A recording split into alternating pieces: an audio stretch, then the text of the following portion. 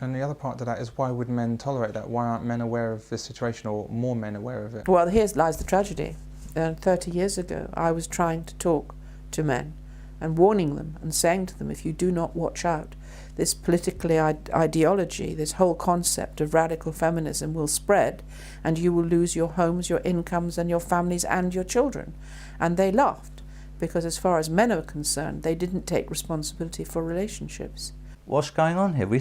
Men thought this was equality, so they sat back and let it all happen, and then suddenly realised that they were being shafted. And to this day they still don't. Men who personally suffer a loss because they have become divorced from a virulent wife who's made it her business to see that he never sees his children, they get involved, usually for a short period of time, and they move on. The tragedy is that fathers' movements right the way across the world have never managed to establish themselves as a coherent, powerful source of opposition. Unlike the feminist movement, women are far better than men in networking and organising and working with each other, particularly over emotional issues. Men, I'm afraid, in the dark ages when it comes to this. The destruction of family led by feminists is like a scorched earth policy. Women won't be able to go back from feminism even if they wanted to. The concept of family has been so thoroughly wrecked, they won't know what it is. When children run amok, joining gangs, being violent, committing crime, and generally being antisocial, this strengthens government. They can use the inexplicable problem of wild children to further attack family, create more police officers, increase taxation, and draft new laws to increase their power in society. So these young lads are just, they're getting out of control, and probably not so bad round here because we live in a rural sort of area, but in the inner city parts of London and places like that, I cannot imagine what these young men are behaving like now. You've got an increasingly violent society.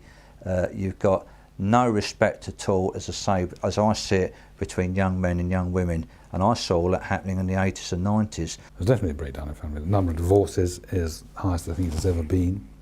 The number of children on the streets, children without fathers, are growing up in an environment where they really have to cater for themselves as opposed to receive guidance from their parents, is causing untold harm to children and to adults. And it has broken down as a result of the ideology that has been inflicted upon us, and as a result of the demonisation of the family through the feminist movement. Discipline in the home provided by fathers leads directly to less power for government, fewer jobs in the police and prison industry, and less income from money-making businesses like the NSPCC. My problem with this is that you're putting people in the state more for the rest of their life. You're putting them in the system like criminals. And everything we've talked about are systems of the state. There's this, then you have to report to judges who can then call you in and have you referred, and then there's welfare officers and mediators examining you to find you wired, that sort of person. It's very Orwellian. And the endless interference because you've just broken up with your missus. Fuck off. Get out of my life.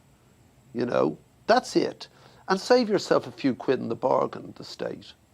I generally, what's the problem? The problem is that the government doesn't want to fuck off. It wants people in the system. It needs people in the system. It needs as many people in the system as possible because it justifies their existence and increases their authority. It's about the law being able to, the law by recognising what's going on can then intervene more directly in people's private lives. It puts people within the remit of law and then they can be controlled again. This is why government will frequently deny their own research and claim that fathers are not that important to upbringing, and indeed are often detrimental to the child. Do you think that there's any discrimination against two-parent families in our society today? Yes, I do. I think there's a very interesting paper that was written by Harriet Harman, Patricia Hewitt and Anna Coote in 1990. It was a policy paper for the Labour Party.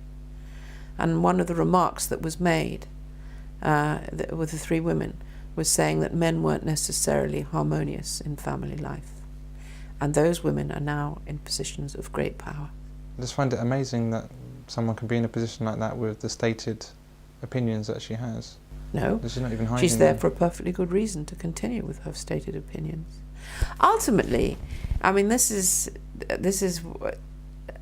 my political thinking. Ultimately, if a government eradicates the male voice, men's voices, they can control.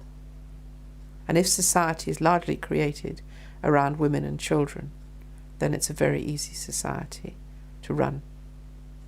Men are mavericks, men are a nuisance. One father, one mother, under one roof with its biological children. That's no longer supported. Something is going on with family life in Western society. Many men are not with mother and child. The question is, why is this happening?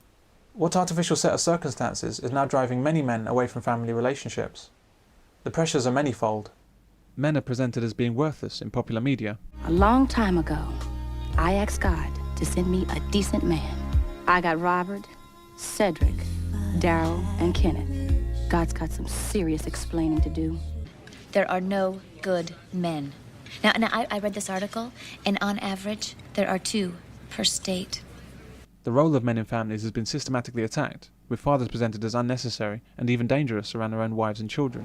What are we gonna do? I don't know. I don't know what I'm gonna do. Oh, guys like you always say you don't know what you're gonna do until you do it. I think you know exactly what you were gonna do. You were gonna kill your wife and child. Yeah. Don't worry, Marwan.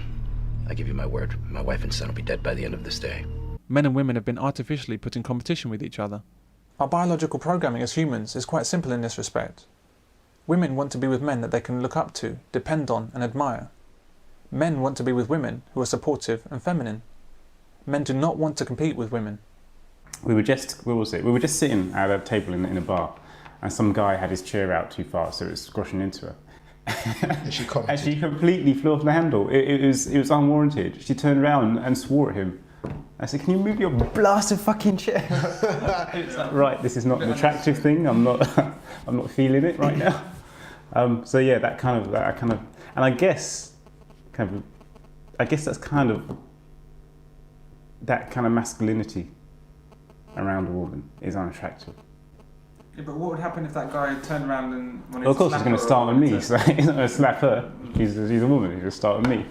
Nothing to do with me. Actually, no. She probably would have taken it. You must have been The fundamental fact of life is that women are not the opposite sex. They're the complementary sex.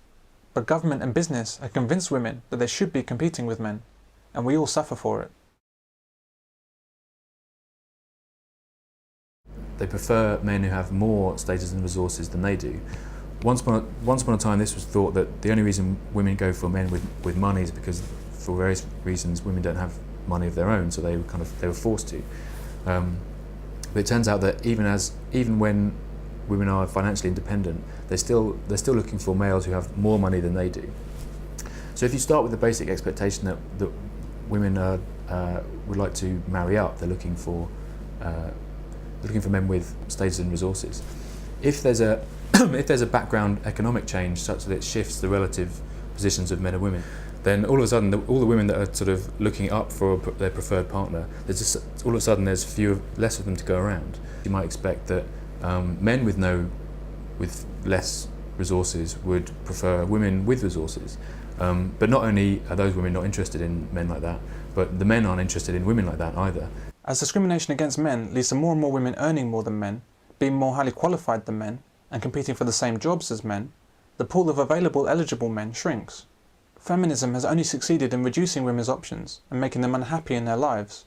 Women want to have children, but they don't want to be with the fathers. This is bad for everyone except social services.